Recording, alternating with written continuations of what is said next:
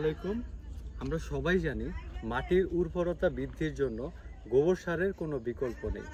গোবর সার হলো মাটির স্বাস্থ্য, জৈব জীবাণু এবং জৈব পদার্থর বংশ বিস্তার করে মাটির উর্বরতা বৃদ্ধি করে।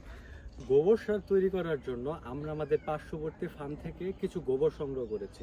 তো এখানে দেখতে পাচ্ছেন যে গোবরগুলো রয়েছে এগুলো কিন্তু সম্পূর্ণভাবে শুকনো না, এগুলো একটু ভিজা ভেজা ভাব আছে। তো আমরা এটা 2 দিন শুকাবো এবং 2 দিন শুকিয়ে থেকে যে অ্যামোনিয়া গ্যাসটা আছে সেটি বের করে ফেলবো।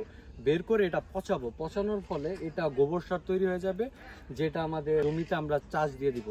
এবং এটা যদি আমরা এই অবস্থাতেই আমরা চাষ দিয়ে দিই তাহলে এটার ভিতর থাকা গ্যাসটা উল্টো মাটির ক্ষতি করবে, আমাদের ফলন তেমন ভালো হবে না।